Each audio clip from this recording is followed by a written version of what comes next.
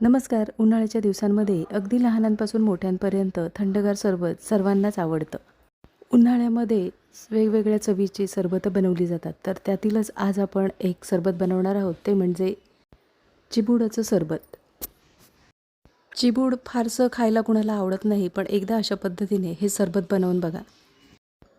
इथे आपण चिबूड स्वच्छ धुवून घेतलेला आहे. त्याच्यानंतर इथे आपण अशा पद्धतीने 2 भागांमध्ये कट करून घेणार आहोत. तर आता त्यातील बिया आहेत त्या काढून घेणार आहोत. इथे आपण ह्या सरबतामध्ये दुधाचा वापर न करता हे सरबत बनवणार आहोत. तर इथे आता सर्व बिया काढून झालेल्या आहेत. अशाच पद्धतीने आपण सर्व बिया काढून घेणार आहोत. बिया काढून झाल्यानंतर एखाद्या चमच्याच्या सहाय्याने यातील आपण गर काढून घेणार आहोत. अशा पद्धतीने गर काढून घ्यायचा आहे.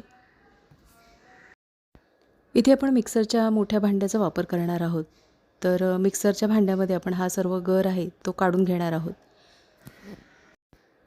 चिबुडाची सालं न काढता अशा पद्धतीने चिबूडमधला गर काढून घ्यायचा. अशा पद्धतीने काढून घेतला तर सर्व गर अगदी व्यवस्थित असा सहज निघू शकतो.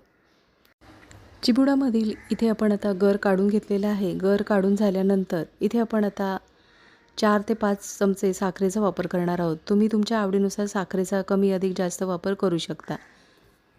हे सरबत छान थंडगार होण्यासाठी इथे आपण बर्फाचा वापर करणार आहोत. इथे मी पाण्याचा वापर न करता मला हे सरबत घट्टसर बनवायचं आहे. तर इथे तुम्हाला जर पाण्याची आवश्यकता वाटत असेल तर इथे तुम्ही थंडगार पाण्याचा वापर करू शकता. सर्व साहित्य आपण आता मिक्सरमध्ये फिरवून घेणार आहोत. मस्त असं इथे आता चिबुडाचं सरबत तयार करून झालेलं आहे. इथे तुम्हाला अजून हे सरबत थंडगार हवं असेल तर तुम्ही हे अर्ध्या तासासाठी फ्रीजमध्ये ठेवून थंडगार करून घेऊ शकता. तर इथे आपलं हे चिबुडाचं सरबत तयार करून झालेलं आहे. ग्लासांमध्ये ओतून घेणार आहोत. कमीत कमी साहित्यात आणि अगदी झटपट आणि अतिशय चविष्ट असं हे सरबत तयार होतं. नक्की एकदा अशा पद्धतीने चिबुडाचं हे सरबत बनवून बघा आणि कमेंटमध्ये मला नक्कीच सांगा. अगदी लहानांपासून मोठ्यांपर्यंत सर्व आवडीने पितील असं हे सरबत तयार होतं.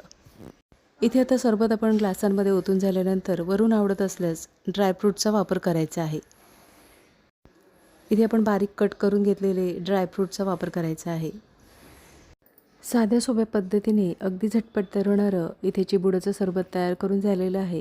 नक्कीच एकदा अशा पद्धतीने हे सरबत बनवून बघा आणि कमेंटमध्ये मला नक्कीच सांगा. आजची रेसिपी आवडली असेल आणि चॅनलवर नवीन असला तर चॅनलला सबस्क्राईब करा आणि व्हिडिओ आवडला असेल तर लाईक शेअर करा.